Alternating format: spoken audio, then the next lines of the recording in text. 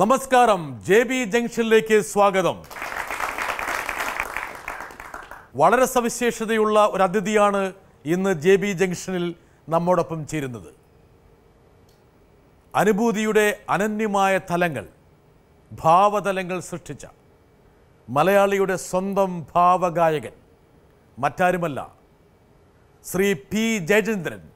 അദ്ദേഹത്തിനെ നമുക്ക് JB ജംഗ്ഷനിലേക്ക് സ്വാഗതം ചെയ്യാം. ഓലഞ്ഞാലിക്കുരുവി ഇളം കാറ്റിലാടി വരുന്നീ, കൂട്ടുകൂടി കിണുങ്ങി മിഴിപ്പീലി മെല്ലെ തഴുകി, നറുചെരി 4 മണി പൂവ് പോൽ വിരിഞ്ഞു. ജേട്ടാ, ഒരുപാട് കാലമായി ജേട്ടന് ഈ ഒരു കസേര ഇരിക്കണമെന്ന് എനിക്കൊരു ആഗ്രഹം ഉണ്ടായിട്ട് പലരോടും ഞാൻ പറഞ്ഞു. അപ്പോൾ എന്നോടൊരാൾ പറഞ്ഞു, അത് ജേട്ടൻ്റെ മൂഡ് പോലെ ഇരിക്കുന്നു പറഞ്ഞു. എന്തായാലും അല്പം വൈകിയാണെങ്കിലും JB ജംഗ്ഷനിൽ വന്നതിന് വലിയ ഉപകാരം, നന്ദി. ഓക്കെ,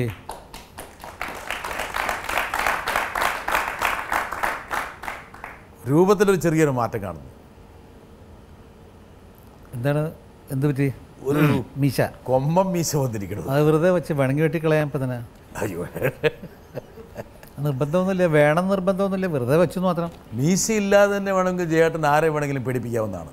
അതിനുള്ള ലൈസൻസ് ജേട്ടൻ വന്നു. ഞാൻ പേടിപ്പിക്കാറൊന്നുമില്ല, മനസ്സിൽ തോന്നുന്നു വിളിച്ച് പറയുന്നത് മാത്രം. ചിലർക്ക് പേടിയായിട്ട് തോന്നും, അത്രേ ഉള്ളൂ.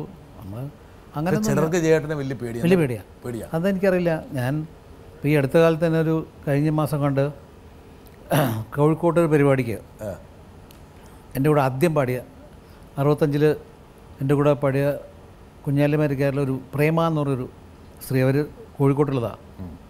വർഷങ്ങൾ ഇപ്പോഴാണ് കാണുന്നത്, അത് കഴിഞ്ഞിട്ട് ഇപ്പോഴാണ് കാണുന്നത്. പ്രേമ കഴിഞ്ഞ മാസമാണ് കാണുന്നത്, ഇത്രയും വർഷങ്ങൾക്ക് ശേഷം. അപ്പോൾ ആ ഒരു മുല്ല പൂമാലയുമായി എന്ന പാട്ടാണ് ആദ്യം പാടിയത് കുഞ്ഞാലിമരക്കാരിൽ. ഞങ്ങളൊന്നിച്ച് പാടിയതാണ്. അത് ആദ്യം പാടിയ പാട്ടല്ലേ? ആദ്യത്തെ പാട്ട്. പക്ഷെ അതല്ല ആദ്യം ഇറങ്ങിയത്. അല്ല, ആദ്യം ഇറങ്ങിയത് മഞ്ഞാലിൽ. കറക്റ്റ്. അപ്പോൾ ഈ പരിപാടി ഞങ്ങൾ ഒന്നിച്ച് പാടി. പിന്നെ ശേഷം ഈ അന്നാണ് പ്രേമയെ കാണുന്നത്. പ്രേമ കാണുമ്പോൾ എല്ലാം രൂപമെല്ലാം മാറിയിരിക്കും. അപ്പോൾ സംസാരിച്ച് അപ്പോൾ ഞങ്ങളൊന്നിച്ച് 2 ലൈൻ പാടിയത്. പ്രേമയ്ക്ക് എന്നേക്ക് ആ പാട്ട് കൂടുതൽ ഓർമ്മയുണ്ട്. എനിക്ക് വരികളൊന്നും ഓർമ്മയില്ല, പാടി. പക്ഷേ പ്രേമ പറഞ്ഞപ്പോൾ എന്താ, അപ്പോൾ ജയൻ ഞങ്ങളൊരു എന്നേക്കാ ഒരു പ്രായം. ജയൻ അന്ന് എനിക്ക് എപ്പോഴും ജയനെ കണ്ടാൽ പേടിയായിരുന്നു.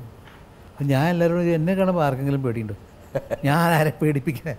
അല്ല, അങ്ങനെയാണ് എല്ലാവർക്കും ഒരു പേടിയെന്നൊരു ഉണ്ടാക്കി വെച്ചിരിക്കുക. ഞാൻ പേടിക്കാനും ഞാൻ വളരെ ഒരു ഇതിട്ടുള്ള, പക്ഷേ ഈ ആവശ്യം ജേട്ടൻ വലിയ വളരെ സാധുവാണെന്നും പാവമാണെന്നും ചേട്ടനെ അറിയാവുന്നവർക്കറിയാം. പാവമൊന്നുമല്ല, ഒരു പാവം ക്രൂരനാണെന്നാണ് പറഞ്ഞത്. അല്ല അങ്ങനെയല്ല. ഞാൻ വല്ല പക്ഷേ ഈ കുറച്ച് പ്രശ്നം വെച്ചൊരു ഷോർട്ട് ടെമ്പേർഡാണ്. പെട്ടെന്നൊരു ദേഷ്യവും പെട്ടെന്ന് വരും, പെട്ടെന്ന് പോവുകയും ചെയ്യും. ചിലപ്പോൾ കൺട്രോൾ ചെയ്യാൻ ശ്രമിക്കാറുണ്ട് ഞാൻ. അപ്പോൾ എൻ്റെ ഭാര്യയും എൻ്റെ മക്കളും പറയും വെച്ച് അങ്ങനെ കുറച്ച് കൺട്രോൾ ചെയ്ത് ഇവിടെ നോക്കും. കൺട്രോൾ ചെയ്യാൻ ശ്രമിക്കാറുണ്ട്, പലപ്പോഴും കൺട്രോൾ ചെയ്ത് സംസാരിക്കും. പക്ഷേ ചില സമയത്ത് ഒന്ന് അതിൻ്റെ നേച്ചറാണ്, മാറാനൊന്നുമില്ല. മാറ്റണമെന്ന് ആഗ്രഹമുണ്ട്, പറ്റുന്നില്ല. അതൊക്കെ പിന്നെ ചേട്ടാ നമ്മുടെ DNA വന്ന് പെടുന്ന, അതൊന്നും ഒരു പരിധിക്കപ്പുറത്ത് മാറ്റാൻ പറ്റില്ല. പക്ഷേ താങ്കൾക്ക് ഈ നൈസർഗികമായ താങ്കളുടെ ഈ സ്വഭാവവും ഭാവവുമാണ് ജനങ്ങൾക്ക് ഇഷ്ടം. എന്തിനു മാറ്റം നോക്കുന്നത്? ഇഷ്ടമാണെന്ന് എനിക്ക് പറയാൻ നോക്കില്ല. ചിലർ പറയും ചേട്ടൻ ഈ പ്രകൃതം ഒന്ന് മാറ്റണം. അത് അവർക്ക് എന്തെങ്കിലും ഒരു ദുരനുഭവം ഉള്ളതുകൊണ്ട് പറയുക. ഞാൻ അങ്ങനെ ഒരു മനസ്സിൽ വെച്ചിട്ടുള്ള ദേഷ്യം വന്നാൽ വല്ലതും വിളിച്ച് പറയുന്നു മാത്രമേ ഉള്ളൂ. എന്തായാലും ജേട്ടൻ്റെ ആ സ്വഭാവത്തിലേക്ക് നമ്മൾ ഈ ഇൻ്റർവ്യൂവിൻ്റെ അവസാന ഘട്ടത്തിലേക്ക് കിടക്കുന്നതാണ്. തുടക്കത്തിൽ തന്നെ എനിക്ക് ആ സ്വഭാവം കാണേണ്ട എന്നുള്ളത് കൊണ്ട് അതുകൊണ്ട് അവസാന ഭാഗത്തേക്ക് പോകാം. ഞാൻ ജേട്ടനെ എൻ്റെ ഈ പരിപാടിയിൽ വരണമെന്ന് ഞാൻ ആത്മാർത്ഥമായി ആഗ്രഹിക്കാനൊരു കാരണമുണ്ട്. എന്താ കാരണം വെച്ചാൽ കേരളത്തിൻ്റെ സംഗീതധാരയെക്കുറിച്ചുള്ള ഏത് ചർച്ചയും അല്ലെങ്കിൽ ഏത് സംഭാഷണവും അല്ല അഭിമുഖവും ജേട്ടൻ്റെ സാന്നിധ്യമില്ലെങ്കിൽ അതിനൊരു പൂർണ്ണതയില്ല, അത് അപൂർണമാണ്. അത് ഞാൻ മുഴുവൻ ഒരുപാട് പാട്ടുകാരുണ്ടല്ലോ. നമ്മൾ അന്നത്തെ ഒരു പഴയ ആ കാലത്തുള്ള പാട്ടുകാരൻ എന്നുള്ള നിലയ്ക്ക് ചിലപ്പോൾ പറയാം. അത് പൂർണ്ണമായി ശരിയാണോ എന്ന് എനിക്കറിയില്ല. അല്ലാണ്ട് ഇപ്പോൾ അഫ്കോഴ്സ് ഈ ആ കാലത്ത് നല്ല പാട്ട് പഴയ കാലത്ത് പാടിക്കൊണ്ട് ചിലപ്പോൾ അത് ശരിയാവാൻ സാധ്യതയുണ്ട്, അത്ര പറയാൻ പറ്റുള്ളൂ. ജേട്ടൻ ഒരുപക്ഷെ മനസ്സിലുള്ള വിനയം കൊണ്ടും എളിമ കൊണ്ടും ഇത് സമ്മതിക്കാതിരിക്കുന്നു, പറയാതിരിക്കുന്നു. എളിമ എന്ന് പറഞ്ഞാൽ പറഞ്ഞാൽ ഞാൻ ഒരു കാര്യം വിശ്വസിക്കുന്നുള്ളത്, നമ്മളാരും ഇല്ല, ഒന്നുമില്ല, നമ്മളെക്കാൾ വലിയ വലിയ ആളുകളുണ്ടെന്ന് ഞാൻ എപ്പോഴും ഇന്നലെ കൊണ്ട് ആദ്യം ഒരു സംഗീതം പഠിപ്പിക്കുന്ന ഒരു അധ്യാപകൻ, സംഗീതാധ്യാപകൻ കുട്ടികളെ പറഞ്ഞു കൊടുക്കുന്ന എളിമയാണ്. താൻ ആരുമല്ല എന്ന് ആദ്യം മനസ്സിലാക്കണം. ആദ്യം മനസ്സിലാക്കാൻ പറഞ്ഞു കൊടുക്കണം. കുട്ടികളെ അങ്ങനെ ഇത് ചെയ്യേണ്ടത്. അങ്ങനെ ഉണ്ടെങ്കിൽ അവർക്കൊരു, അല്ലാണ്ട് ചിലർക്ക് അതെല്ലാം നമുക്കറിയില്ല, അവർക്ക് പറഞ്ഞു കൊടുക്കും. അതായത് പഴയ വലിയ വലിയ ആൾക്കാരെ, മഹാന്മാരെ, പാട്ടുകാരുടെയോ സംഗീതജ്ഞന്മാരുടെ വിവരം പറഞ്ഞു കൊടുക്കുമ്പോഴേ അവർക്ക് അവരെ എത്രത്തോളം എത്തി അവരെക്കാൾ എത്രയോ പിന്നിലാണെന്ന് മനസ്സിലാവുള്ളൂ. ഞാൻ വളരെ പല പാട്ട് ഇപ്പം ഞങ്ങളുടെ കാറിലൊരു എൻ്റെ ഒരു സുഹൃത്ത് ഇപ്പോൾ ഒരു പാട്ട് കേൾപ്പിച്ചു, ഒരു ഗസൽ, ഈ മറ്റേ ഭൂപീന്ദ്രയുടെ ഗസൽ കേട്ടു. അത് കേട്ട് കഴിയുമ്പോൾ എനിക്ക് തോന്നി, അയ്യോ എങ്ങനത്തെ സുഖമായിട്ട് എനിക്കിങ്ങനെ പാടാൻ പറ്റും, സത്യം തോന്നി. ഇതൊരു ബ്യൂട്ടിഫുള്ളായിരുന്നു. ഇപ്പോൾ ഞാൻ അയാളോട് എനിക്ക് ഒന്നുകൂടെ കേൾക്കണം, അത് എനിക്കൊരു കോപ്പി തരണം. സോ അത് ഭൂപേന്ദ്രൻ എന്നൊക്കെ പറഞ്ഞ ഫോഴ്സ്പോഴത്തെ അതിലും എൻ്റെ മനസ്സിലുള്ള പാട്ടുകാരെന്നൊക്കെ പറഞ്ഞാൽ വലിയ വലിയ നമുക്ക് സിനിമ പാട്ടുകാരനായതുകൊണ്ട്. അപ്പോൾ അതിനാൽ ഈ സംഗീതം ഇപ്പോൾ ഹിന്ദു ക്ലാസിക്കൽ മ്യൂസിഷ്യൻ അത് വേറൊരു സെക്ഷൻ. സിനിമയ്ക്ക് അതിൻ്റേതായിട്ടൊരു പ്രശസ്തി കിട്ടും പലപ്പോഴും, ഒരു പോപ്പുലാരിറ്റി. അതെ, പോപ്പുലാരിറ്റി, ഗ്ലാമർ വരും. ഗ്ലാമർ മാത്രമേ ഉള്ളൂ വരുന്നത്. ഗ്ലാമർ ഉണ്ട്, പക്ഷേ അത് ചിലർ വിശ്വാസിക്കും സിനിമാ പാട്ട് മാത്രമാണ് വലുതെന്ന് വെച്ചാൽ അതല്ല. തീർച്ചയായിട്ടും അല്ല. പക്ഷേ സാധാരണ പ്രേക്ഷകർക്കും ശ്രോതാക്കൾക്കും പലപ്പോഴും സിനിമയാണ് കുറച്ചും കൂടി അടുത്തേക്കുന്നത്. ജയേട്ടൻ്റെ ഇപ്പോഴത്തെ ഒരു ഘട്ടം എന്ന് പറയുന്നത് സപ്തതിയുടെ നിറവിലാണ്. കഴിഞ്ഞ മാസമായിരുന്നു. അതെ, 70 വയസ്സ് കഴിഞ്ഞാൽ ഒരുപാട് കാര്യങ്ങൾ മനസ്സ് തുറന്ന് പറയാമെന്ന് ആൾക്കാർ പറയുന്നു. വേണമെങ്കിൽ ഈ സപ്തതിയുടെ നിറവിൽ ഇതുവരെ പറയാൻ ബാക്കി വെച്ചിരുന്ന കാര്യങ്ങളോ അല്ലെങ്കിൽ പറയാൻ വൈമുഖ്യം കാണിച്ചിരുന്ന കാര്യങ്ങളോ ഒക്കെ വേണമെങ്കിൽ JB ജംഗ്ഷനിൽ ഇടാവുന്ന. അങ്ങനെയൊന്നുമില്ല. അങ്ങനെ ഞാനുള്ള കാര്യങ്ങൾ തുറന്നടിച്ച് പറയുന്ന ആളാണ്. എനിക്ക് അങ്ങനെ ഒരു സീക്രട്ട് അങ്ങനെയൊന്നും ഇല്ലാത്ത ആളാണ്. ഒരു രഹസ്യവും ഇല്ല. നിങ്ങളെ ഒരു മനുഷ്യൻ ഞാനും ഒരു രഹസ്യവും സൂക്ഷിക്കുന്നില്ല. വരട്ടെ ജേട്ടാ, എല്ലാവരും 25 കൊല്ലവും 30 കൊല്ലവും 40 കൊല്ലവും ഒക്കെ സെലിബ്രേറ്റ് ചെയ്യുന്ന ഈ ഘട്ടത്തിൽ ജേട്ടൻ എന്തുകൊണ്ടാണ് 70 വയസ്സായി, അതുപോലെ തന്നെ 50 കൊല്ലം അടുത്ത കൊല്ലം തികയുന്നു, എന്തുകൊണ്ടാണ് ഇതുവരെ ഒരു സെലിബ്രേഷനും ജേട്ടൻ ചെയ്യാതിരിക്കുന്നത്? എന്തുകൊണ്ടാണത് മറ്റുള്ളവരെ ചെയ്യാൻ സമ്മതിക്കാതിരിക്കുന്നത്? ഇൻക്ലൂഡിങ് പത്മശ്രീ എന്നുള്ളൊരു പുരസ്കാരം വരെ ജേട്ടനെ സംബന്ധിച്ചിടത്തോളം ഇതുവരെ ലഭിച്ചിട്ടില്ല. സോ ഇതിലെല്ലാം what is your opinion about all this? 2 ചോദ്യങ്ങളാണ് ചോദിച്ചത്. ഒന്ന് അംഗീകാരത്തിൻ്റെ കാര്യം, അതിലേക്ക് വരാം. 2 ഇങ്ങനെയുള്ള ഈ വഴിത്താരയിലെ ഇങ്ങനെയുള്ള നാഴികക്കല്ലുകളെ ആഘോഷിക്കേണ്ടതല്ലേ? ശരിക്കും അത് ആഘോഷിക്കേണ്ടതാണ്. പക്ഷേ ഞാനത് വിശ്വസിക്കുന്നില്ല.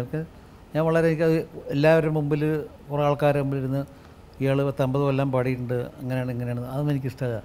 എൻ്റെ ആവശ്യമൊന്നുമില്ല. പക്ഷേ എന്താ കാരണം വെച്ചാൽ ഞാൻ എൻ്റെ മനസ്സിലെ കാര്യം വെച്ചാൽ എൻ്റെ ശ്രോതാക്കൾ വളരെ പാവപ്പെട്ട ഒരുപാട് ആളുകൾ അവരെന്നെക്കുറിച്ച് പറയുമോ, എൻ്റെ പാട്ടുകളെ കുറിച്ച് പറയുകയെ, ചേട്ടൻ ആ പാട്ട് എന്ത് ഗംഭീരമായിട്ട് പാടേണ്ടത് മനസ്സിൽ. ഞാൻ എപ്പോഴും ചേട്ടൻ്റെ പാട്ടൊക്കെ കേൾക്കണേ, അതാണ് ഏറ്റവും വലിയ പുരസ്കാരം, ഏറ്റവും സന്തോഷം മനസ്സിൽ. അപ്പം അങ്ങനെ വരുമ്പോൾ ഈ സ്റ്റേജിൽ എല്ലാവരുടെ മുമ്പിൽ ഇരുന്നിട്ട് കുറേ ആൾക്കാരുടെ മുമ്പിൽ ഇരുന്നിട്ട് 50 കൊല്ലമായി അങ്ങനെ എനിക്കിഷ്ടമല്ല. Bettas very sorry. ഞാൻ സ്വഭാവം ജയേട്ടൻ ഞാൻ വിചാരിച്ചെന്ന് വെച്ചാൽ ഒരു പക്ഷേ ജയേട്ടനോട് പ്രേക്ഷകർ കാണിക്കുന്ന സ്നേഹത്തിൻ്റെ പ്രതിക്രിയ എന്ന നിലയിൽ അവരോടൊപ്പം ഒരു ദിവസം ഒത്തുചേരുന്നതിൽ ഒരു തകരാറുമില്ല. അതിൽ എനിക്കറിയാം ജയേട്ടൻ്റെ ഒരു സ്വഭാവം, ഞാൻ ജയേട്ടൻ്റെ വളരെ അടുത്തുള്ള സുഹൃത്തുക്കളിൽ നിന്ന് മനസ്സിലാക്കിയതാണ്. അല്പം വിദ്രോണാണ്. എന്താ കാരണം വെച്ചാൽ ഇൻട്രോവേർട്ടാണോന്ന് ചോദിച്ചാൽ അല്ല, എന്നാൽ അല്പം ഉൾവലിഞ്ഞ് നിൽക്കാനാണ് ഇപ്പോഴും ഇഷ്ടം. അതെ, സത്യമാണ്, കറക്റ്റാണ്. ഉൾവലിഞ്ഞ് നിൽക്കാനൊക്കെ ഇഷ്ടം. വേറെ ഒന്നുമല്ല, ഈ ആഘോഷിക്കുന്നത് ഒന്നിച്ചിരുന്ന് ആഘോഷിക്കുക. ഈ സ്റ്റേജിൽ കയറി ഇരുന്നിട്ട് വേണം, അങ്ങനെ ഇരുന്നിട്ട് വേണം. അതെ, അതിൻ്റെ ആവശ്യമില്ല. ഒന്നിച്ചിരുന്ന് നമുക്ക് ഒന്നിച്ച് കൂടെ ഇരുന്ന് അങ്ങനെ ആഘോഷിച്ചൂടെ? എന്തിനാണ് ഇപ്പോൾ ഈ സ്റ്റേജിൽ കയറ്റി എടുത്തിട്ട് ആഘോഷിക്കേണ്ടത്? അതാണ്. എന്തായാലും ഞാൻ ഒരു കാര്യം പറയട്ടെ, ഇനി ജയേട്ടൻ സംബന്ധിച്ചാലും ഇല്ലെങ്കിലും ജയേട്ടൻ്റെ സപ്തതിയും 50 വർഷവും ഒക്കെ ഞങ്ങളിവിടെ ഈ JB ജംഗ്ഷനിൽ ആഘോഷിക്കാൻ പോവാണ്.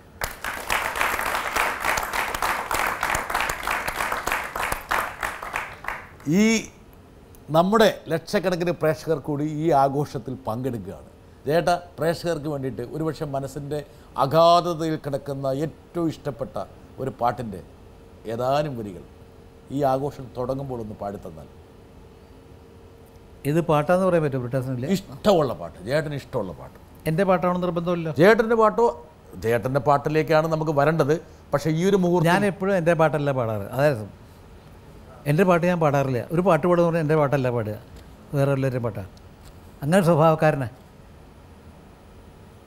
അപ്പോൾ ഒരു പാട്ട്, ആ പാട്ട് പ്രത്യേകിച്ച് എൻ്റെ പാട്ടെന്ന് പറയുമ്പോൾ ഒരു 2 മിനിറ്റ്. പക്ഷേ എനിക്കിഷ്ടം എൻ്റെ പാട്ടിനെ കുറിച്ചല്ല. ആയിക്കോട്ടെ, ജയേട്ടൻ്റെ ആഘോഷം തുടങ്ങുന്നതിൻ്റെ ആദ്യ ഘട്ടം എന്ന നിലയിൽ ജയേട്ടന് ഇഷ്ടമുള്ള പാട്ട് ജയേട്ടൻ്റെ അല്ലെങ്കിലും പാടിക്കും. ഈ അടുത്ത കാലത്ത് ഞാനൊരു പാട്ട് കേട്ടു. ആ, അത് ഞാൻ കേൾക്കാത്ത പാട്ടായിരുന്നു, ഒരുപാട് കാലം കേട്ടിട്ടില്ല.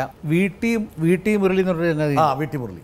ആ വീട്ടി മുരളി രാഘവൻ മാഷ ശിഷ്ണ, അതെ അറിയാമല്ലോ. അതെ. വീട്ടി മുരളി ഒരു ഇതിൽ പാടിയപ്പോൾ എൻ്റെ ഒരു കൂട്ടുകാരൻ ജയകൃഷ്ണൻ എന്ന് പറഞ്ഞിട്ട് പൊന്നാനിയുണ്ട്, ജയകൃഷ്ണൻ. നല്ല പാട്ടുകൾ, പഴയ നല്ല നല്ല പാട്ടുകളെ കുറിച്ച് അറിയുന്ന വെറുതെ ഇരിക്കുമ്പോൾ ജയകൃഷ്ണൻ ഈ പാടി ഒരു വിഷു പാട്ടിൻ്റെ. അപ്പോൾ ഞാൻ പറഞ്ഞു, ജയകൃഷ്ണൻ ഇത് രാഘവൻ മാഷ പാട്ട്, മറ്റേ ചൊവ്വലൂർ കൃഷ്ണൻകുട്ടി എഴുതി രാഘവൻ മാഷ് ട്യൂൺ ചെയ്ത പാട്ടാണ്.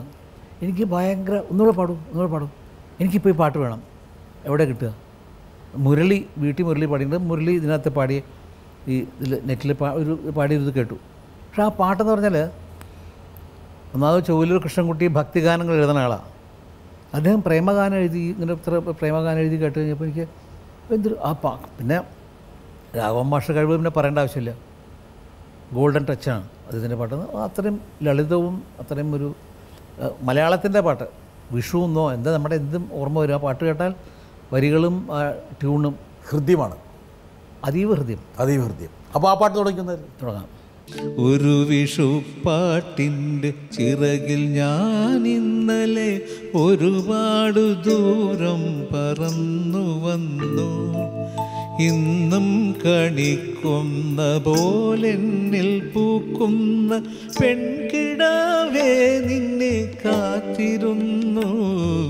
ഒരുപാട് ദൂരം ഞാൻ കാത്തിരുന്നു, നിന്നെ കാത്തിരുന്നു. ഒരു വിഷു സംക്രമ പുലരിയിൽ നീ ആരുമറിയാതെ എന്നെ വിളിച്ചുണർത്തി.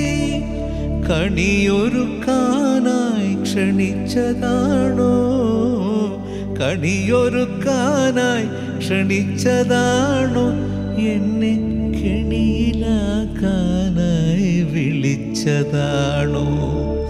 ഒരു വിഷുപ്പാട്ടിൻ്റെ ചിറകിൽ ഞാൻ ഇന്നലെ ഒരുപാട് ദൂരം പറന്നു വന്നു.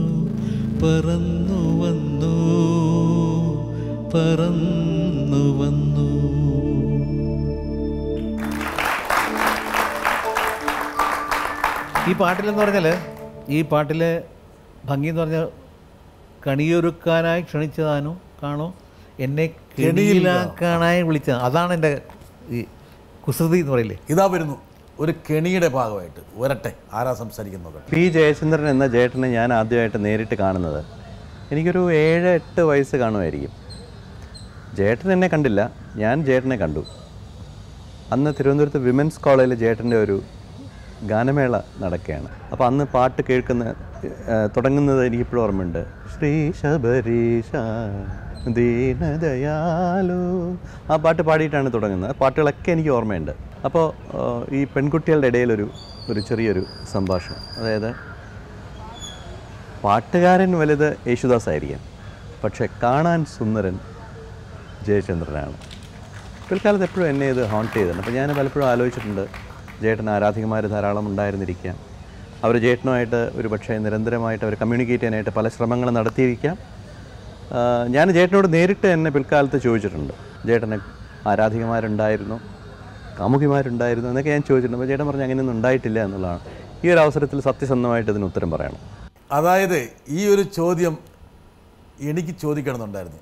പക്ഷേ എന്നേക്കാൾ കൂടുതൽ ഇക്കാര്യത്തിൽ യോഗ്യതയുള്ള, ഒരുപക്ഷെ ജയേട്ടൻ്റെ വഴിത്താരയിലൂടെ സഞ്ചരിക്കുന്ന, ജയേട്ടൻ്റെ ഇളയ അനിയനായിട്ടുള്ള വേണു എന്ന് ചോദിച്ച സ്ഥിതിക്ക് ഒരുപാട് ആരാധകന്മാർ. അല്ല, ഇപ്പം വേറൊരു സംഭവം എന്ന് വെച്ചാൽ, ഞാൻ നേരത്തെ ചേട്ടനോട് കാര്യം പറഞ്ഞു, സപ്തതിയിൽ എന്തും തുറന്ന് പറയാം. അപ്പോൾ വേണമെങ്കിൽ അങ്ങ് പറഞ്ഞു വേണമെങ്കിൽ. അല്ല, ഞാൻ പറഞ്ഞ നമ്മുടെ തമ്മിൽ മാത്രമേ ഉള്ളൂ, വേറെ ആരെങ്കിലും. ഒരുപാട് ആരാധകന്മാർ വിളിക്കാറുണ്ട്, ഒരുപാട് ആരാധകന്മാർ വിളിക്കാറുണ്ട്, സത്യമാണ്. പക്ഷെ അവർ എല്ലാം കാമുകിമാരാണെന്ന് ഞാൻ പറയില്ല. കാമുകി എന്ന് പറയുന്നത് ഉണ്ടായിട്ടില്ല എനിക്ക്, അങ്ങനെയല്ല. പക്ഷെ ഞാൻ ഒരുവിധം കാണാൻ ഭംഗിയുള്ള സ്ത്രീകളൊക്കെ എൻ്റെ കാമുകിമാരാണെന്ന് വിശ്വസിക്കുന്ന ആളാണ് ഞാൻ. അപ്പോൾ ഒരു കാമുകിയില്ലല്ലോ, നിറയെ കാമുകിമാർ. ഒരു സേഫ് പോയിന്റിലാണോ അത് വന്ന് നിൽക്കുന്നത്? എന്താ സേഫ്?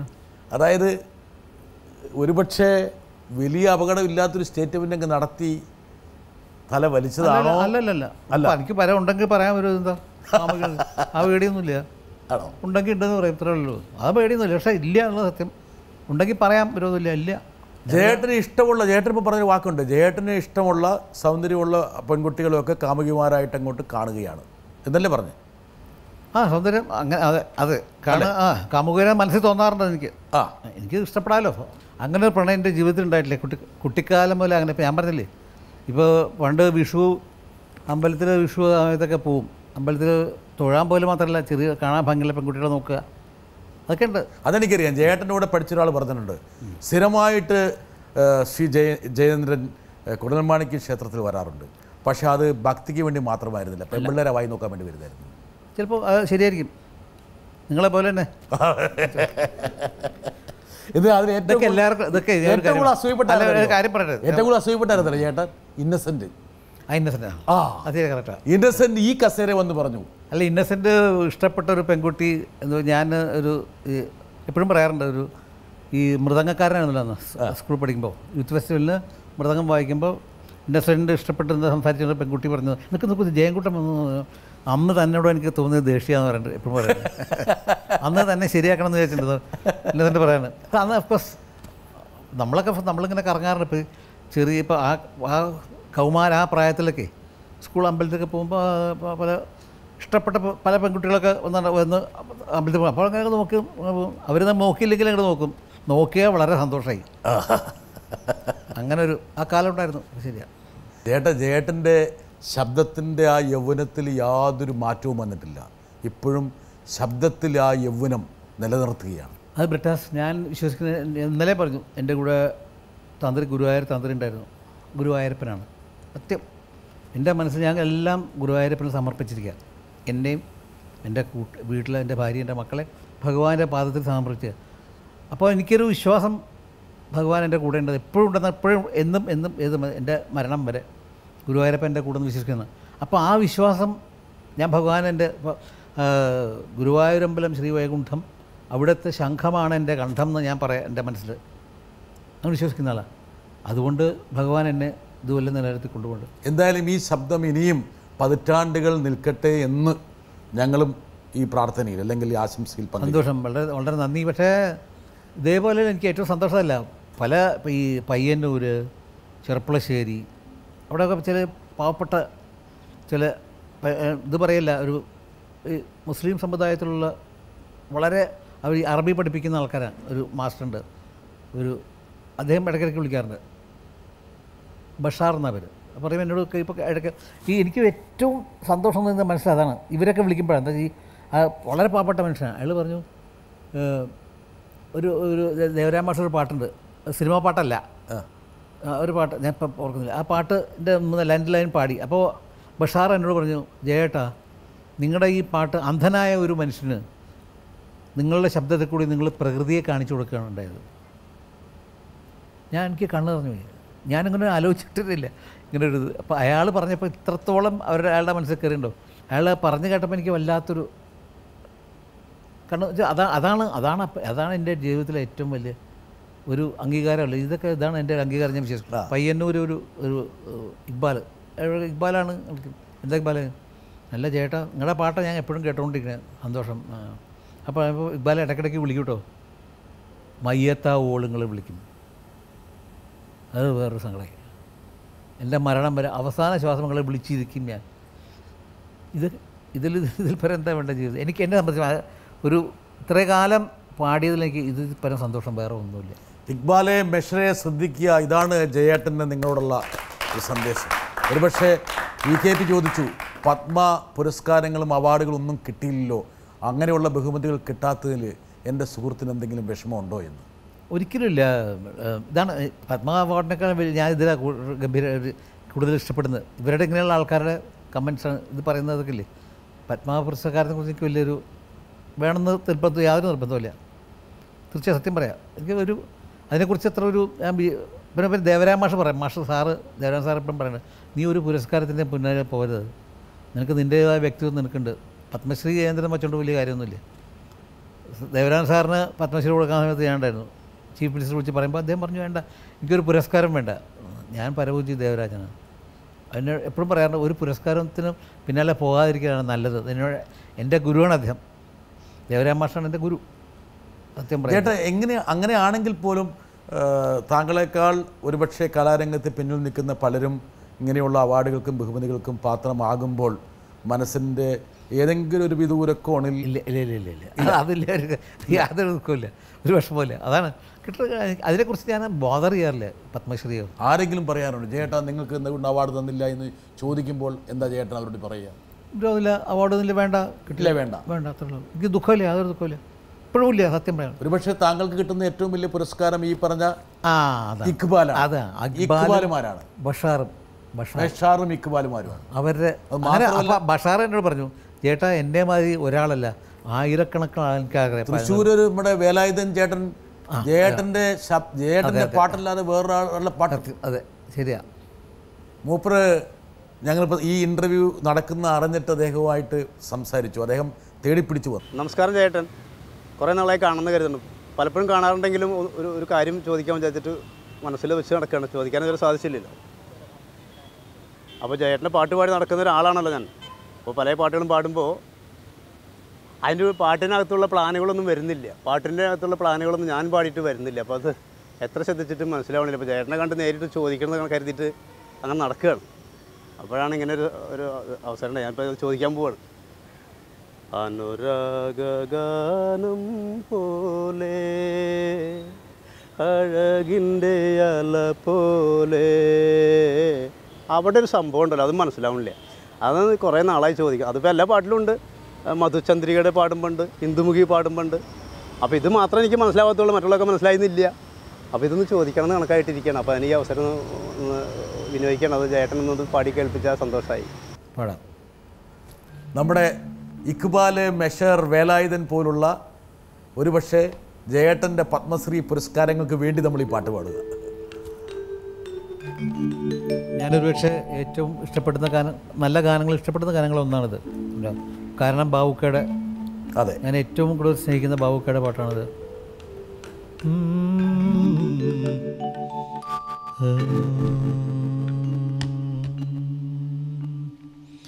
അനുരാഗ ഗാനം പോലെ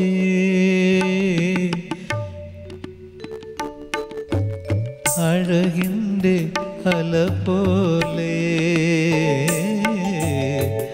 ആരു നീ ദേവതേ.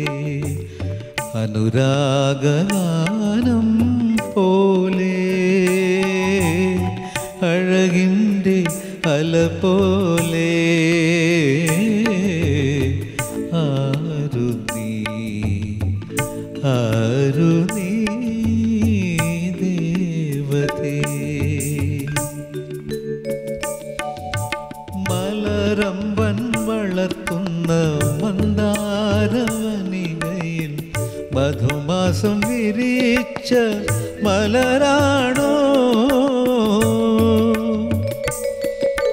മലരമ്പൻ വളർത്തുന്ന മന്ദാരവനികയിൽ മധുമാസം വിരിച്ച മലരാണോ? മഴവില്ലിൻ നാട്ടിലെ കന്യകൾ ചൂടുന്ന, മഴവില്ലിൻ നാട്ടിലെ കന്യകൾ ചൂടുന്ന മരതക മാണിക്യ മണിയാണോ? അനുരാഗാനം പോലെ അഴകിൻ്റെ അല പോലെ ആരു നീ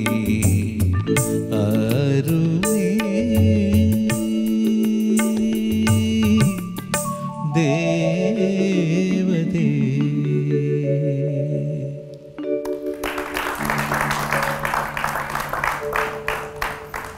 ഈ പാട്ട് പാടുമ്പോൾ ഞാൻ ബാബുക്കെ മനസ്സിൽ ധ്യാനിച്ച പാടാറ്. ബാബുരാജിനെ ബാബുക്ക പാടുന്ന സ്റ്റൈല്. ചേട്ടൻ്റെ ഈ പാട്ട് ഒരുപക്ഷെ 20 വർഷം മുമ്പ് 10 വർഷം മുമ്പ് പാടിയാൽ അപ്പോൾ ഉണ്ടാകുമായിരുന്ന ആ ശബ്ദവിന്യാസം തന്നെയാണ് ഇപ്പോഴും ഉണ്ടാകുന്നത്. അതുകൊണ്ടാണ് ചില ആൾക്കാർ പറഞ്ഞത് ജയേട്ടന് സപ്തതിയും ഒരുപക്ഷെ ഈ പറഞ്ഞ ഷഷ്ടിപൂർത്തിയും സപ്തതിയൊക്കെ വന്നേക്കാം, പക്ഷേ ശബ്ദത്തിന് പ്രായമാകുന്നില്ല എന്ന്.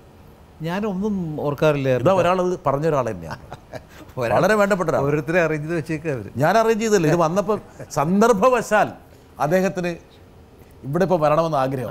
ആരടാ അവൻ? അതെ. എന്ന് പറഞ്ഞൊരു ഗാനം ഞാൻ കമ്പോസ് ചെയ്യുമ്പോൾ എന്താ പറയുക, ഞാൻ കമ്പോസ് ചെയ്ത് കഴിഞ്ഞ ശേഷം പോലും ആരിപ്പോൾ ആ പാട്ട് കേട്ടാലും ആദ്യം ആലോചിക്കുന്നത് എൻ്റെ കമ്പോസറെയല്ല, എൻ്റെ സിംഗറെയാണ് ആദ്യം എല്ലാവരും ആലോചിക്കുക. അതായത് എല്ലാവരും മനസ്സിലോട്ടും വരുന്നൊരു മുഖം ജയേട്ടൻ്റെയും വാണി ജയറാമമ്മയുടെയും ആ ഒരു പാട്ടായിട്ടാണ് അത് അറിയപ്പെടുന്നത്.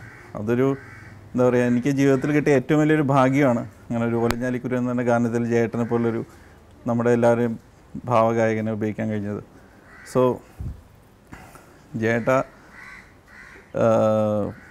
ചേട്ടൻ എങ്ങനെയാണ് വോയിസ് ഇങ്ങനെ യങ്ങായിട്ട്, ഇപ്പോൾ പോലും ഒരു 10-18 വയസ്സുള്ളൊരു ഹീറോ ആണ് വരുന്നതെങ്കിൽ പോലും ചേട്ടൻ്റെ വോയിസ് എനിക്ക് ധൈര്യമായിട്ട് റെക്കമെൻഡ് ചെയ്യാൻ പറ്റും പ്രൊഡ്യൂസേഴ്സിൻ്റെ അടുത്ത്. അത്രയും കോൺഫിഡൻസ് ആണ് എന്നെപ്പോലുള്ള കമ്പോസേഴ്സിന്.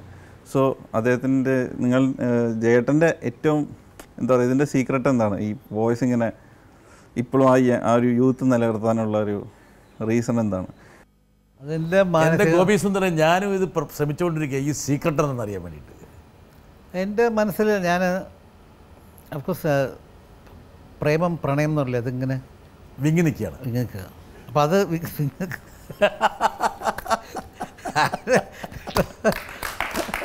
അതല്ല, പക്ഷെ അത് ഈ പാട്ടിനകത്ത് കൂടെ ഞാനത് അപ്ലൈ ചെയ്യും.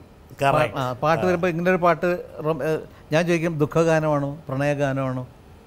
പ്രണയം എന്ന് പറയുമ്പോൾ നമ്മളതിൻ്റെ മാക്സിമം അതിനകത്തൊക്കെ അങ്ങോട്ട് ഇൻവോൾവ് ചെയ്യാൻ നോക്കും, ശ്രമിക്കാൻ നോക്കും. ഓലഞ്ഞാലിക്കുരുവി ഇളം കാറ്റിലാടി വരുന്നേ, അങ്ങനെയല്ല ഞാൻ പഠിക്കുന്നത്. ഓലഞ്ഞാലിക്കുരുവി ഇളം കാറ്റ്, പ്രേമം അങ്ങനെ കൊണ്ടുവരാൻ നോക്കുക. ഒരുപാട് കൊണ്ടുവരണ്ട, അത് പ്രേമം വന്ന് ഓവർഫ്ലോ ചെയ്യാണ്. അതൊരു ടെക്നിക്കാണ് ചിത്രത്തിൽ, ടെക്നിക്ക്, അതായത് ഒരു ടെക്നിക്കാണ്. അപ്പോൾ എൻ്റെ അനിയൻ ചോദിച്ചു ദുബായിൽ, എടോ താൻ ഇത് വല്ലാണ്ടൊരു ആർട്ടിഫിഷ്യലിലൊക്കെ കൊടുത്തിട്ടുണ്ടോ? അത് ഞാൻ പറഞ്ഞു, അത് മ്യൂസിക് ഡയറക്ടർ പറഞ്ഞിട്ടാ കുറച്ച് റൊമാൻറ്റിക് ആയിക്കോട്ടെ ചേട്ടാ. അപ്പോൾ ശരി, അങ്ങനെ റൊമാൻറ്റിക് ആയിക്കോട്ടെ. അപ്പോൾ ഞാൻ ട്രൈ ചെയ്ത് നോക്കിയതാ, പക്ഷെ അത് രക്ഷപ്പെട്ടു, എന്തോ ഭാഗ്യം കൊണ്ട്. നിങ്ങളെങ്ങനെ ഇത്രയും ചെറുപ്പമായിട്ട് പറഞ്ഞു? ഞാൻ പറഞ്ഞു, ചെറുപ്പമായതുകൊണ്ട്. ആരാ എനിക്ക് വയസ്സായെന്ന് പറഞ്ഞേ? മനസ്സിൻ്റെ ആണ്. അതാ കറക്റ്റ്, അതാണ് മനസ്സിൻ്റെ അവസ്ഥ, അതാണ് കറക്റ്റ്. ചേട്ടാ ആ പാട്ടൊന്നും പഠിക്കുന്നില്ല, അത് നമ്മുടെ വേഴ്സ് മുഴുവൻ ഓർമ്മയില്ല. ഓലഞ്ഞാലിക്കുരുവി ഇളം കാറ്റിലാടി വരുന്നീ, ഓലഞ്ഞാലിക്കുരുവി ഇളം കാറ്റിലാടി വരുന്നീ, കൂട്ടുകൂടി കിണുങ്ങി മിഴിപ്പീലി മെല്ലെ തഴുകി, നറുചിരി 4 മണിപ്പൂവ് പോൽ വിരിഞ്ഞുവോ, ചെറുമഷിത്തു നീട്ടി വന്നെടുത്തു നിന്നു മണിമധുരം നിറയും തനയിൽ അലലിലോ,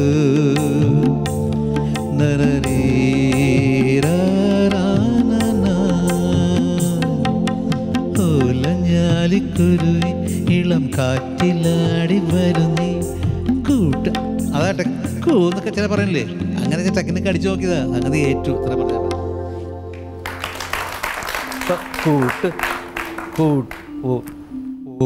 ഓലഞ്ഞാലിക്കുരുവി ഇളം കാറ്റിലാടി വരുന്നീ, കൂട്ടുകൂടി കിണുങ്ങി എന്ന് പറഞ്ഞാൽ കുഴപ്പമില്ല. പക്ഷെ ഓലഞ്ഞാലിക്കുരുവി ഇളം കാറ്റ്, അങ്ങനെയൊക്കെ ചുമ്മാ ഒരു കാറ്റ് വരുത്തി നോക്കി, അത് രക്ഷപ്പെട്ടു, എന്തോ ഭാഗ്യം കൊണ്ട്. ഒരു പക്ഷേ ജയേട്ടൻ്റെ പ്രത്യേകത ഇങ്ങനെയുള്ള ഇമ്പ്രവൈസേഷനാണ്. അത് ചില ആൾക്കാർ ഇമ്പ്രവൈസ് കഴിഞ്ഞാൽ ഒരു പക്ഷേ ആ ഗാനത്തിൻ്റെ സൗരഭ്യം വേണേൽ പോയേക്കാം. പക്ഷേ ജയേട്ടൻ്റെ പല ഇമ്പ്രവൈസേഷൻ ഇതുപോലെ. അത് ഗോപി തന്നെ പറഞ്ഞു, ഞാൻ പറഞ്ഞു ഗോപി പാടുന്നവർ ഞാൻ ചെറുതായിട്ട് എൻ്റേതായിട്ടുള്ള ചെറുത് ചേർത്തോട്ടെ, അത് ചേട്ടൻ ഇഷ്ടംപോലെ ചേർത്തു, ചേട്ടൻ്റെ എക്സ്പ്രഷൻ ചേർത്തോളൂ എന്ന് പറഞ്ഞുകൊണ്ടാണ് ഞാൻ അങ്ങനെ. അല്ലാതെ ഇപ്പോൾ ഗോപി പറഞ്ഞത് വളരെ പ്ലെയിനായിട്ട് പറഞ്ഞു തന്നു, ഞാൻ അങ്ങനെ പാടിയത് മാത്രമല്ലോ, അതല്ലല്ലോ നമ്മുടേതായിട്ടുള്ള ഒരു കോൺട്രിബ്യൂഷൻ വേണ്ടേ. കറക്റ്റ് പാട്ട്. അതുകൊണ്ടാണ് ഗോപി പറഞ്ഞ അങ്ങനെ കുറച്ചുകൂടെ. അതൊരു ടീനേജർ നായകനാകുന്ന രംഗത്തിലാണ് ഈ പാട്ട് വരുന്നത്. എനിക്ക് ആരാ നായന ഒന്നും അറിയില്ല എൻ്റെ. പക്ഷെ അത് രണ്ട് സിങ്ക് ചെയ്ത് പോയി ജയേട്ടാ. ഞാൻ അതുപോയി അതെ, ആരാ നായകൻ നമ്മൾ നോക്കാറില്ലേ പണ്ട്. അത് ദേവരാമ്മ സാറൊക്കെ പറയും, നീ പ്രേംനസീറാണോ സത്യനാണോ അത് വേണമെന്ന് നോക്കണ്ട, നമ്മളങ്ങ് പാടും. പിന്നെ സ്ക്രീനിൽ കാണുമ്പോൾ ഇത് ശരി. ഞാൻ പിന്നെ സിനിമയൊന്നും കാണാറില്ല. സിനിമ കാണാറില്ല? ആ പ്രശ്നമുണ്ട്. സിനിമ അഭിനയം നിർത്തിയപ്പം വേണ്ടെന്ന് വെച്ചതാണോ? അങ്ങനെയല്ല, എനിക്ക് 3 മണിക്കൂർ അവിടെ പോയി ഇരിക്കാനുള്ളൊരിതില്ല. എന്നാൽ റെസ്റ്റ്ലെസ് അങ്ങനെ ഇങ്ങനെ കണ്ടുകൊണ്ടിരിക്കുന്ന കസ കുറേ അങ്ങനെ പോകണം ഇങ്ങനെയാണ്. പിന്നെ ഒരാൾ തന്നെ ഇങ്ങനെ ഒരേ മോന്ത ഇങ്ങനെ കണ്ട് കുറേ കഴിയുമ്പോൾ ദേഷ്യം വേണ്ട പോവാ എനിക്ക് ഞാൻ പോകാറുണ്ട് ഇരിക്കാറില്ല. 8 കൊല്ലം 10-15 കൊല്ലമൊക്കെ കണ്ടിട്ടുണ്ട്. ഈ അടുത്ത് ഞാൻ അഭിനയിച്ച പടത്തിന് തന്നെ കൊണ്ടുപോയി. ഒരു എന്താ നമ്മുടെ EKPയുടെ പടം EKP പറഞ്ഞിട്ട് നിർബന്ധിച്ച് അഭിനയിച്ചത്. അപ്പോൾ അതിനകത്ത് വേണ്ടി അപ്പം ഞാൻ കാണാൻ പോയില്ല. അപ്പം എൻ്റെ മകൻ മദ്രാസിൽ അപ്പോൾ അച്ഛാ നമുക്ക് നമ്മുടെ പടം റിലീസ് ചെയ്യുന്നത് ഞാൻ പറഞ്ഞു ഞാനില്ലടാ അല്ല പിടിച്ചു വലിച്ചു കൊണ്ടുപോയി. അങ്ങനെ നോക്കുമ്പോൾ ടിക്കറ്റൊന്നുമില്ല, മുമ്പിൽ തറ ക്ലാസ് എന്ന് പറയില്ല നമ്മുടെ നേരെ മുമ്പിൽ അവിടെ പോയിരുന്നിട്ട് അങ്ങനെ കണ്ടേ. നായകനായിട്ട് പോലും അഭിനയിച്ച ഒരാളാണ് ഈ ഗായകൻ. നായകനായിട്ട് അഭിനയിച്ചത് പരാജയപ്പെട്ടു പോയി. ഒരു എന്താണ് എന്താ വെച്ചത് കൃഷ്ണപ്പരുന്ത് മഹാബോറായിരുന്നത്. അത് ഒരാഴ്ച കൂടെ ഓടിയില്ല, ഒരു 2 ഷോ ആയിട്ട് ഓടിയുള്ളൂ. അത്ര നല്ല പടമായിരുന്നത്. അപ്പോൾ അതിൽ അഭിനയിക്കാൻ ചെന്നപ്പോൾ എനിക്കറിയാൻ പാടില്ലായിരുന്നു ഇങ്ങനെ ഒരു റോളാണെന്നുള്ളത്. ഒരു നടി അംബികയുടെ കൊടുത്ത് പ്രേമരംഗം അഭിനയിക്കലൊക്കെ ആകെ പേടിപ്പോയി. അംബികയ്ക്കും ഒരു ആദ്യത്തെ ഇതാണ്.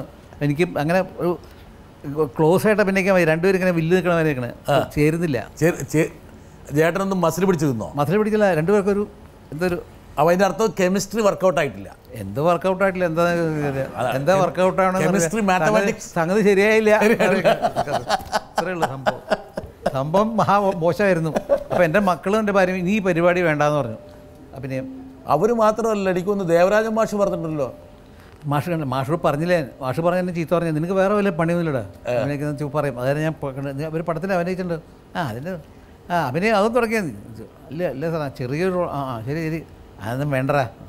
ലേഖയുടെ മരണം ഒരു ഫ്ലാഷ് ബാക്കിൽ അത് കുറച്ച് ഒരു പാട്ടിൻ്റെ മാത്രമേ സീനുള്ളൂ. പാട്ടിന് മാത്രമേ അത്രേ ഉള്ളൂ ഉള്ളി സോങ് സീക്വൻസ്. പക്ഷേ ചേട്ടൻ ഞാൻ ഒരു കാര്യം പറയാം, ചേട്ടൻ്റെ പല സിനിമകളും ഞാൻ കണ്ടിട്ടുണ്ട്.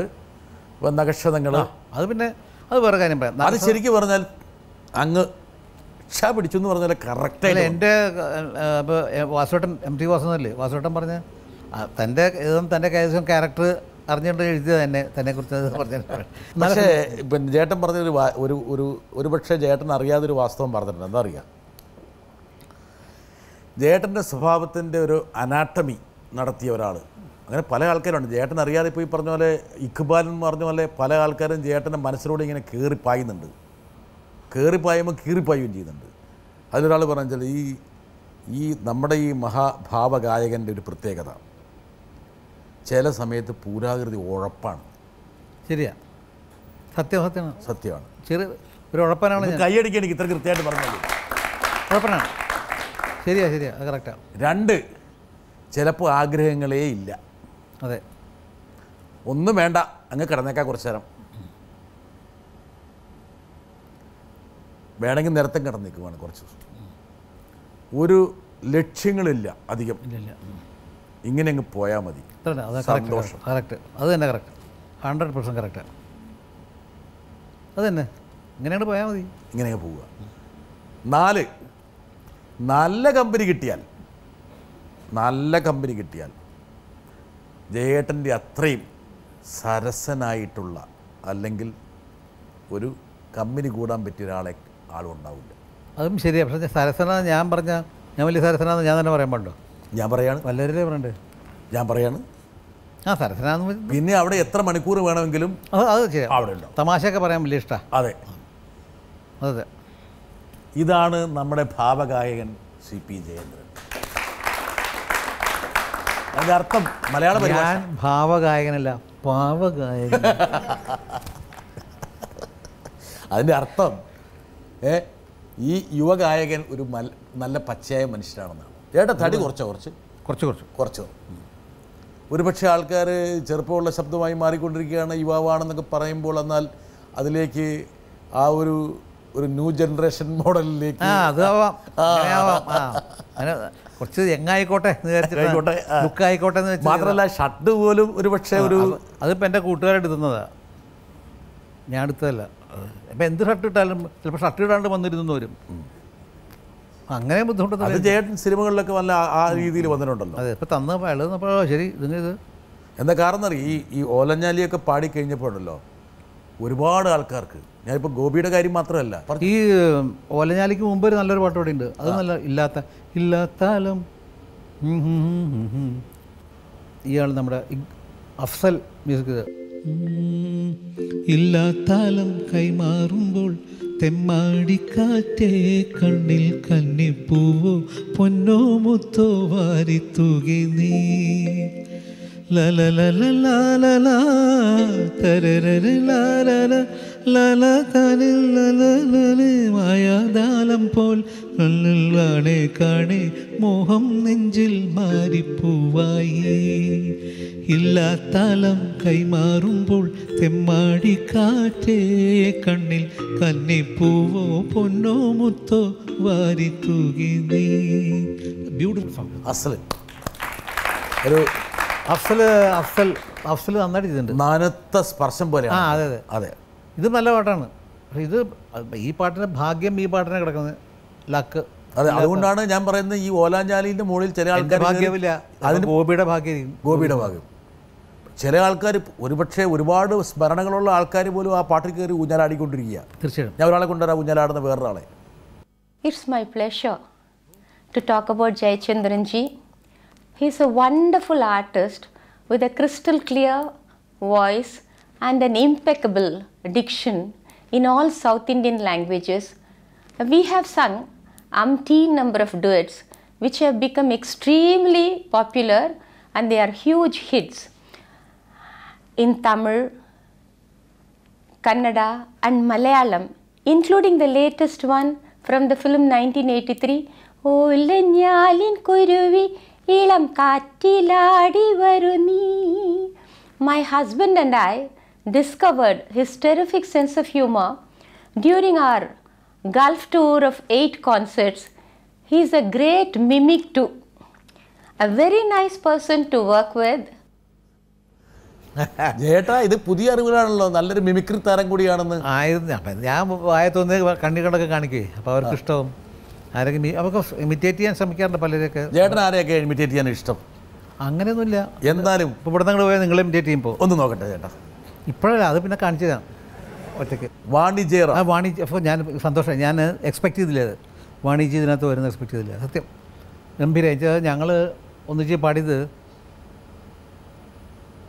ആരോ അങ്ങോട്ട് പറഞ്ഞു, ഈ പാട്ട് ഹിറ്റാവാൻ കാരണം ജയേട്ടൻ ഈ വാണി ജയറാമിന് അല്ലാതെ വേറൊരു പാട്ടുകാരിയെ വായിച്ച പാട്ട് ഹിറ്റാവില്ലായിരുന്നു. സത്യമാണ്. പക്ഷേ ഞങ്ങളുടെ കോമ്പിനേഷൻ എന്ന് പറഞ്ഞാൽ ഒരുപാട് നല്ല നല്ല പാട്ടുകൾ പാടിയുണ്ട്. അല്ല, വാണിജി എനിക്ക് വളരെ സന്തോഷമായി. അവരാണ് കൂടെ പാടിയെന്ന്. പഴയ നമ്മൾ അവരുമായിട്ടുള്ള പഴയ പല പാട്ടുകളും ഒരുപാട് തമിഴ്, തെലുങ്ക്, കന്നഡ, ഒരുപാട് ബ്യൂട്ടിഫുൾ സോങ്സ്. ആ കാലത്ത് ബ്യൂട്ടിഫുൾ എന്ന് പറഞ്ഞാൽ അന്നത്തെ പാട്ടുകളെല്ലാം നല്ലതാണ്. ഒരു പാട്ടും മോശം എന്ന് പറയാൻ പറ്റില്ല. നല്ല ഗ്രേറ്റ് കമ്പോസേഴ്സ്. ഇപ്പോൾ കന്നഡത്തിലാണെങ്കിൽ അങ്ങനത്തെ ഒരു പാട്ട് ഇപ്പോൾ ഓർമ്മയുണ്ട്. ഒരു പക്ഷേ വാണിജി നമ്മളോട് പറഞ്ഞു ഈ ഇൻ്റർവ്യൂവിൻ്റെ ഇടയിൽ ജയേട്ടനോട് ഞങ്ങൾ രണ്ടുപേരും കൂടി പാടി ഏതെങ്കിലും പാട്ട് ഒന്ന് സ്മരിക്കാൻ രണ്ട് വിളി മൂടാൻ. ഒരുപാടുണ്ട്. ഇപ്പോൾ തമിഴിലാണെങ്കിൽ വസന്തകാല നദികളിലെ വൈരമണി നീരலைகள் மீதினிலே நெஞ்சிரண்டின் நினைவலைகள் நிலவலைகள் தொடர்ந்து അത് വാണിയമ്മാത് പാടും. വസന്തകാല നദികളിലെ വൈരമണി നീരலைகள் மீதினிலே நெஞ்சிரண்டின் நினைவலைகள்